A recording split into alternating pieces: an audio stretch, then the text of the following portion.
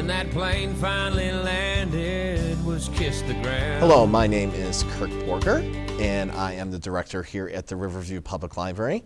And today we are interviewing Gene Turner.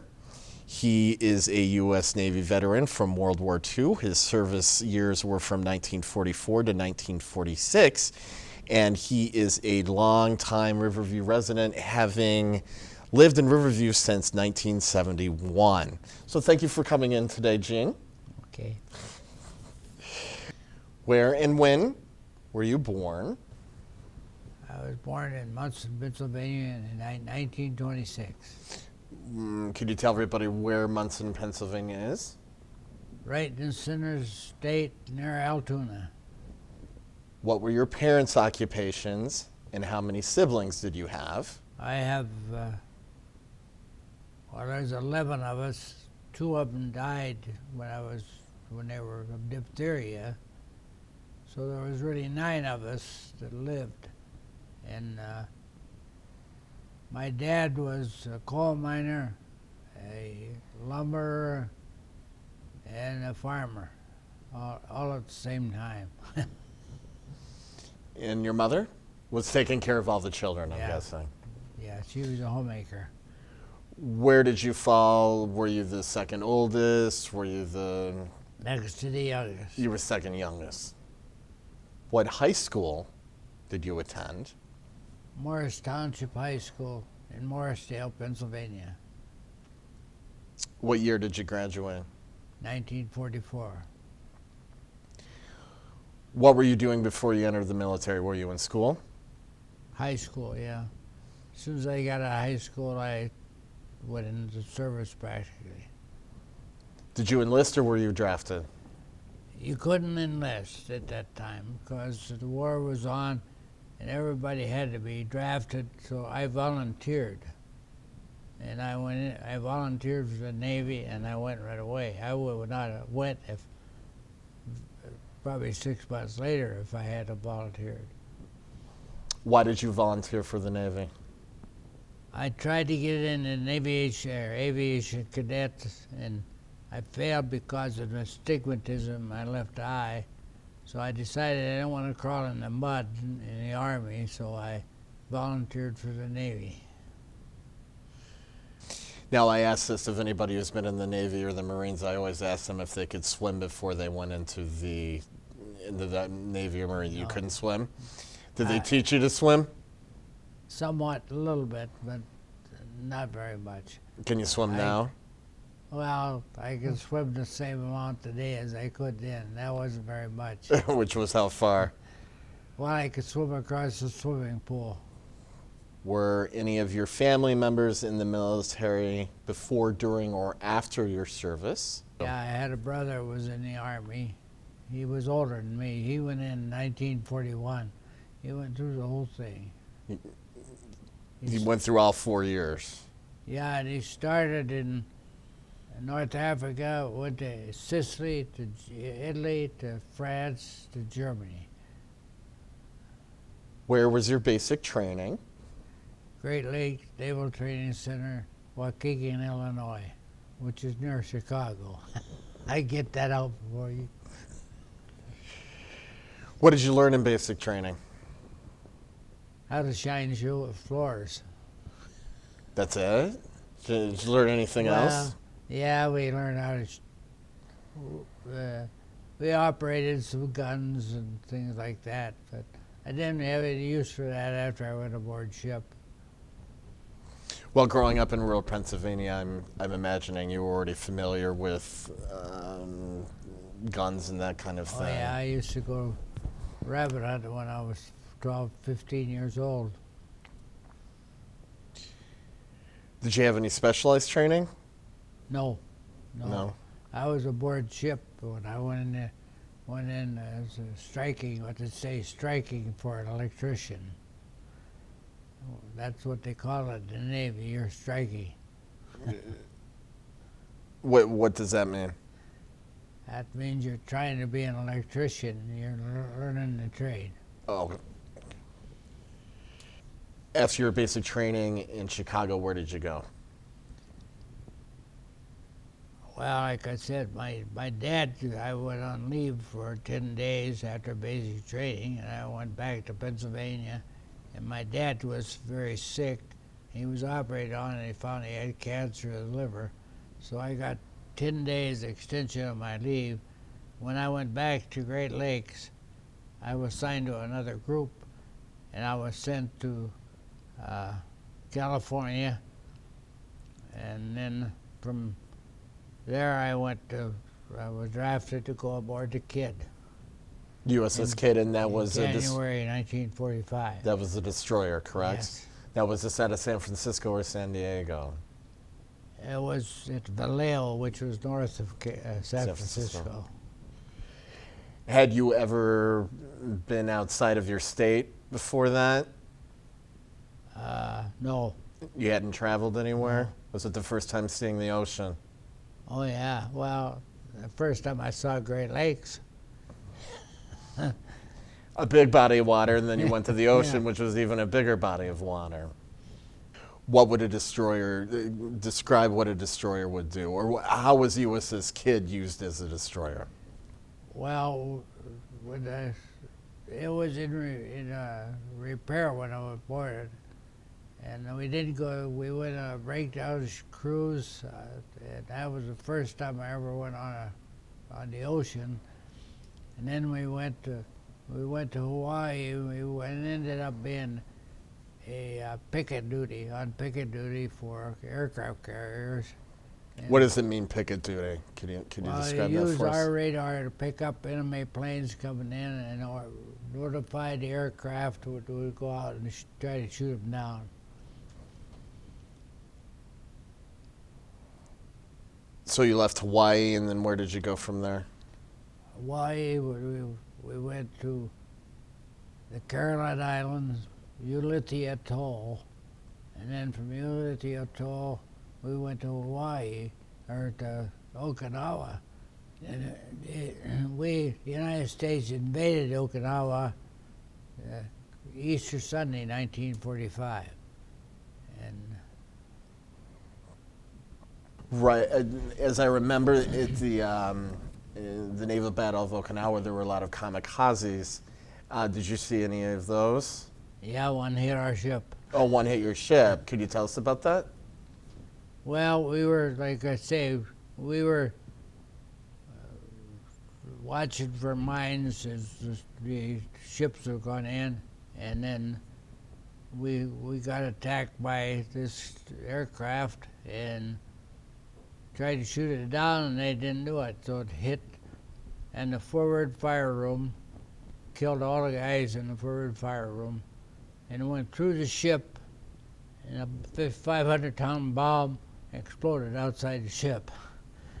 And all the guys, I was in the after engine steering room, so I didn't see it. I was just listening on earphones. And the guys all was aboard run all to the other side of the ship, and that's where the bomb exploded. So let me get this right, as in relation to where you were on the ship and to where the plane hit on the ship. Okay, the plane hit in midships and more close to the bow, and you were in the stern. I was in the stern. Okay. And so, and then when the bomb exploded, everybody who had gone there. 38 guys got killed and 75 were wounded. Did you feel of course you felt the explosion, right? I know I didn't. You had no idea, you didn't hear anything? The only thing I heard was what I heard on the earphones. I had the earphones on. But I knew something was going on. It wasn't very good. How did you know something was going on? Well, but they told us to put our life vests on and get ready to go, in case the ship sunk. So I knew something bad was happening. Did the ship sink? No. So how did you, was it towed back somewhere? No, we had one fire room, and we were on our own control, trying to get away from the Japanese. When they see a ship was crippled, they tried to go after it, but we got away from them, and then we went back to Ulysses Atoll, where they put the ship in floating dry dock, patched it up the best they could, and then we went back to San Francisco, Hunters Point, for repair. That was the last battle that the Kidd was in. It was in Hawaii. Was it decommissioned after that, or? No, we went back to after the war. We were going across from San Francisco, going to go back to Okinawa, or not Okinawa, to Hawaii, Pearl Harbor. We were just in the middle of the ocean, and the war ended. August, 14th or something, 1945. So we went to Hawaii, and then we went back, and they sent us back to San Francisco, put the USS Kidd in mothballs. We did all that, and then I was into the USS Dobbin. Was that a destroyer also? No, I was a destroyer tender. I ended up being a movie operator. A movie operator, what, on the Dobbin? On the Dobbin, yeah. If you could explain to everybody, not everybody is going to know what a destroyer tender is. Could you describe what that is? Well, it maintains parts or whatever for their destroyer. I'm not really sure what their duty was, because I never got into that too much. I was a movie operator. Was that your only duty on the Dobbin, was a movie operator? You had to do some other things. That was my only duty. Your only duty. I had a boat assigned for me to go to shore to pick up the movies. I'd bring them back, and I'd have to rewind them and make sure that they were all right, and be ready to show them at night. Did somebody have to train you on that, or? Yes, Yeah.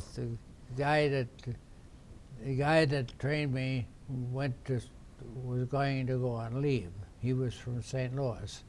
So he went on leave, trained me, and he went on leave. So I still see there's a little dot comes on the screen when they're going to tell you to change reels. Yeah, I still see that. The USS Kidd is a floating museum, I believe. In where? Have you visited the USS Kidd since then? Yeah, my family and I went down to Baton Rouge, Louisiana. It's a museum in Baton Rouge, Louisiana. And they treated us like chiefs that day. My family, they got to crawl into my bunk, and they really enjoyed that trip. How did you stay in contact with your friends and family? How much did you tell them of your experience of what was happening? Not very often. Not very often. We would maybe get a letter once in a while, but not very often. Once we we'd get back to Hawaii, I would get some letters. In fact, I got a package from a man by the same name as me. Only thing, his family lived in Nebraska. When you weren't on duty, what did you do?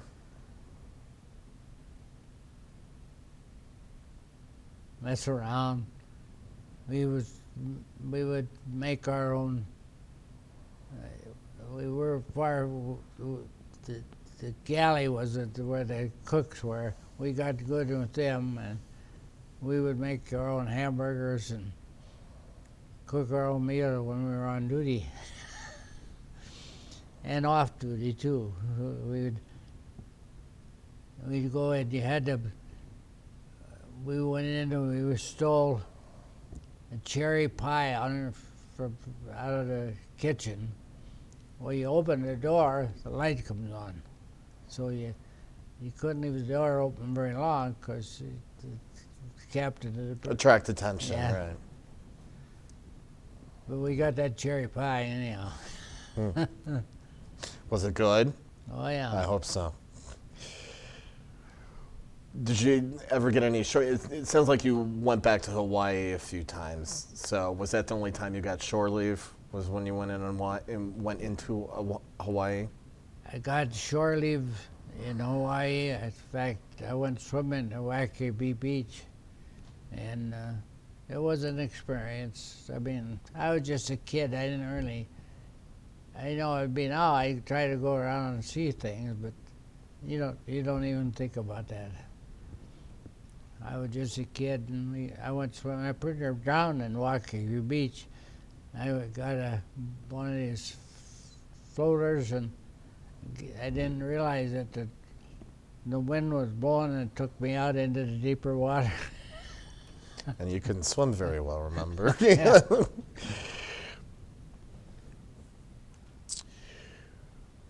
You were discharged in 1946. Yes. Where did you go after you were discharged? I went back to Pennsylvania for, well, that summer. I played ball all summer. I was belonged to the 5220 Club. They paid their servicemen $20 a month until they got work. So I joined that club, and we played baseball and had fun all summer. And then my sister came in from Michigan to Pennsylvania, and talked me into coming out to Michigan. So I ended up in Michigan the rest of my life. Where in Michigan? Well, when we first bought a home, we bought a home in Taylor, and then later on we sold that. When our family got bigger, we had to get a bigger home. We bought a home in North Trenton. We lived in North Trenton for 19 years, and then Riverview since 1971. 71. What was your first job? I started at the McCord Corporation as making gaskets for automobiles, and I ended up in the department where we put a coating on the gaskets. I don't know what the coating was, but they were all a certain thickness of the coating had to go on it. I met my wife, and she was working for me. Mm-hmm. So that was. So you got a job pretty much not right away, but soon after you were discharged. I got a job at the McCord Corporation, and after that I got laid off. I went to work for Penwalt, and I ended up in the power plant in Penwalt, and in 1964 the Detroit Edison took over the power plant, took me with them. So I worked for Detroit Edison for 24 years. What did you do at Detroit Edison? Well, I started as operator, and then I had to get a license. I got a first-class stationary engineer license, and I got to be a shift foreman at Wynot South. And from Wynot South, I went back to Penn Salt as assistant plant supervisor. And in 1970, I got promoted to plant supervisor. So that's where I ended up before I retired. When did you retire? In 1986. Did you stay in contact with people that you knew from your military experience? No, I didn't. No. Do you belong to any veterans organizations? No. How many children do you have? Four daughters. Do they live in the area? 3 of them live in River close walking distance from us, and 1 lives in Manchester. They're all in Michigan. All in Michigan. Yeah. How many grandchildren do you have? 9 grandchildren, and 4 or 5 great-grandchildren. 5 great-grandchildren. How long have you been married? 64 years. And you met her where you were her boss, correct? Yeah. Oh. That doesn't go on much Met these her at the Ford days. Corporation. And if there's one thing you would like to tell people about your experience in the military or anything that you learned in the military, what would it be? It doesn't have to be one thing, it could be a few things. I guess the thing that I remember mostly, of course, is all the people that get injured one way or another. You gotta really watch, try to help them out, and that's about The only thing I can remember.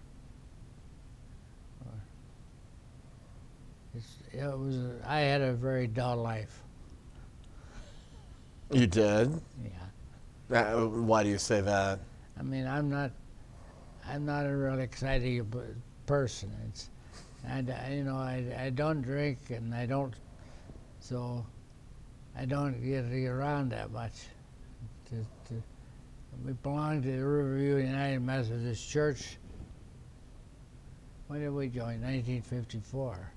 We belonged to Riverview Methodist Church. I worked a lot at the church, but that's about it. I got a lot of friends at church, but that's about all I can say about my life. You didn't learn anything in the military that's carried over into your life afterwards? Well, I ended up the electrical, being able to understand more about electrical, and I haven't been able to use that, yes. Okay. All right, Gene. Well, thank you for coming in today, and thank you for letting me interview you.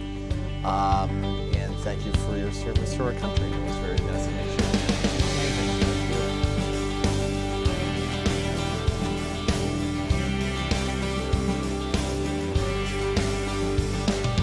First thing I did when that plane finally landed was kiss the ground. Next thing I did